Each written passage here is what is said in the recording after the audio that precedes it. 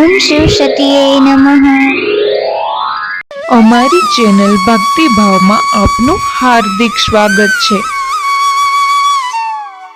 આજના વિડીયોમાં આપણે રક્ષાબંધનની તમામ માહિતી, વ્રતવિધિ તેમજ મહિમા જાણીશું। રક્ષાબંધન એટલે બળેવ। શ્રાવણ સુદ પૂનમના દિવસે રક્ષાબંધન આવે છે। રક્ષાબંધન એટલે ભાઈ બહેનના નિર્મળ પ્રેમનો અમૂલ્ય ઉત્સવ। આ દિવસે બહેન ભાઈને ઘેર જઈ ભાઈને હાથે રાખડી બાંધે છે અને ભાઈના કલ્યાણ માટે ભગવાનને પ્રાર્થના કરે છે। તેના બદલામાં ભાઈ તેને યથાશક્તિ ભેટ આપે છે। દેવરાજ ઇન્દ્ર દાનવો સાથે 12 વર્ષ સુધી લડતા લડતા થાકી ગયા। આ વખતે બૃહસ્પતિનું આગમન થયું। તેમણે ઇન્દ્રને કહ્યું, હે સુરેન્દ્ર, હું તમારું મંગલ કરવા રક્ષાબંધન કરું છું। મારા આશીર્વાદે તમે દૈત્યોનો સરળતાથી નાશ કરી શકશો। આમ કહી બૃહસ્પતિએ રક્ષા તૈયાર કરી આપી।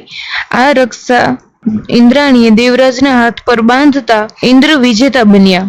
આમ પહેલાના વખતમાં યુદ્ધમાં જતા પતિ કે પુત્રને માતા કે બહેન રાખડી બાંધી અને તેમના વિજય માટે પ્રભુને પ્રાર્થના કરતા। જ્યારે મહાભારતનું યુદ્ધ થયું હતું ત્યારે કુંતા માતાએ અભિમન્યુને રાખડી બાંધી હતી।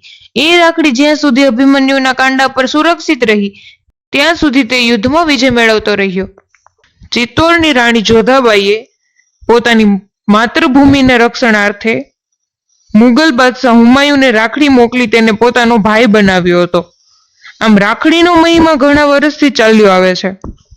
આ દિવસે બ્રાહ્મણો સવારે વહેલા ઉઠી નદીએ જઈ સ્નાન કરી જૂની જનોઈ બદલીને નવી જનોઈ ધારણ કરે છે। જૂની જનોઈને તેઓ જળમાં પધરાવી દે છે। બળેવને કેટલાક લોકો નાળિયેર પૂનમ પણ કહે છે। આ દિવસે સાગરખેડુઓ સાગરમાં શ્રીફળ હોમી સાગરદેવનું પૂજન કરે છે, પછી જ વહાણે ચડે છે। આમ આ દિવસ બ્રાહ્મણો, ભાઈ બહેન તથા સાગરખેડુઓ માટે ખૂબ જ આનંદનો ઉત્સવ છે।